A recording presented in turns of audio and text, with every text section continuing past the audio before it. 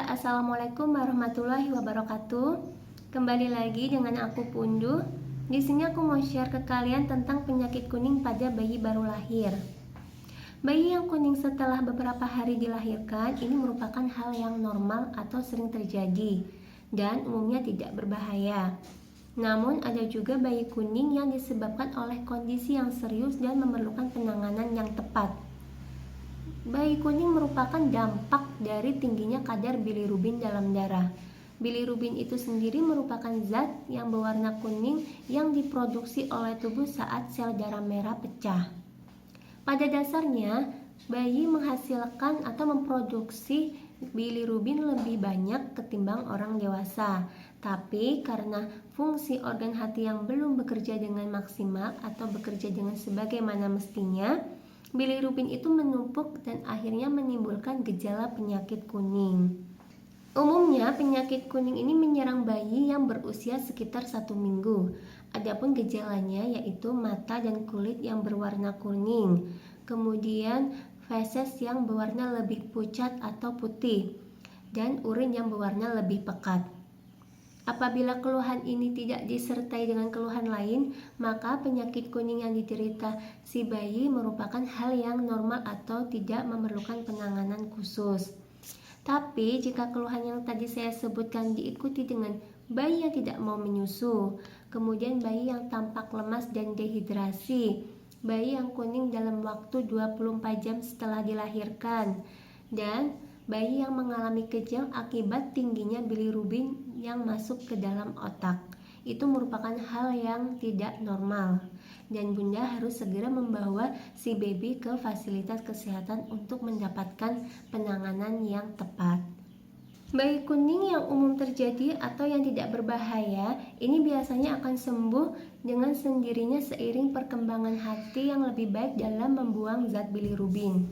Tetapi kondisi yang patut kita waspadai apabila bayi kuning terjadi dalam waktu 24 jam setelah dilahirkan dan berlangsung hingga 2 minggu. Berikut ada beberapa kondisi yang menyebabkan bayi kuning. Yang pertama, gangguan organ hati atau saluran empedu, misalnya atresia biliar, cystic fibrosis, dan hepatitis. Yang kedua, adanya penyakit infeksi seperti infeksi virus, meningitis, dan sepsis. Yang ketiga, karena kekurangan enzim. Yang keempat, karena kelainan sel darah merah seperti anemia sel sabit, anemia hemolitik, dan inkompatibilitas resus. Yang keempat, karena kekurangan oksigen atau hipoksia.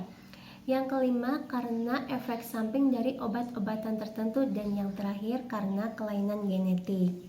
Selain itu, bayi akan lebih beresiko terkena penyakit kuning apabila mengalami kondisi sebagai berikut.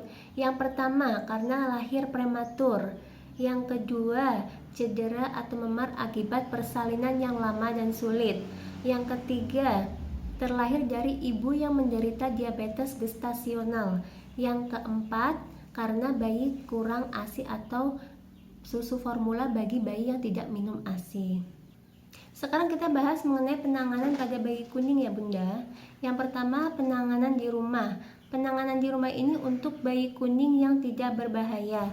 Cukup diberikan ASI eksklusif setiap 2 jam sekali dan dijemur pada pagi hari antara jam 7 sampai jam 9. Untuk penanganan yang di rumah sakit itu ada beberapa metode. Yang pertama yaitu fototerapi. Fototerapi merupakan metode perawatan bayi kuning dengan memanfaatkan paparan cahaya khusus untuk menghancurkan zat bilirubin sehingga mudah dikeluarkan melalui feses dan urin.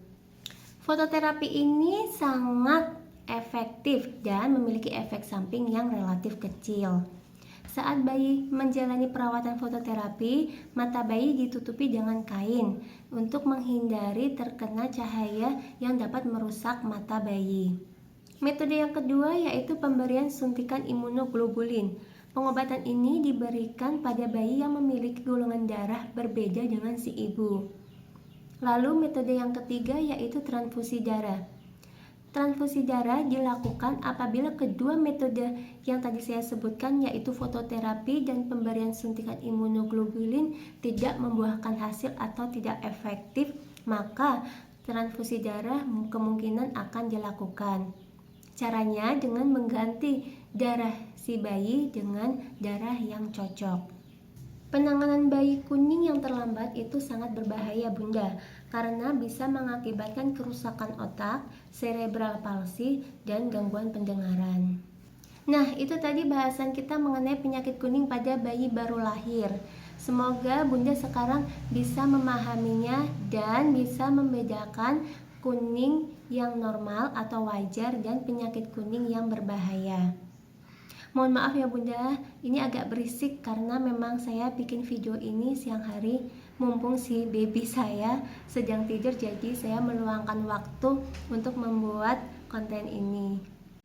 Oke, terima kasih Bunda sudah simak video ini, sudah menontonnya, dan jangan lupa subscribe, like, komen, dan share-nya. Apabila Bunda-Bunda punya pengalaman memiliki bayi yang sempat kuning dan juga pertanyaan yang lainnya, mungkin bisa tulis di kolom komentar di bawah ini. Sampai jumpa di video selanjutnya. Bye bye. Wassalamualaikum warahmatullahi wabarakatuh.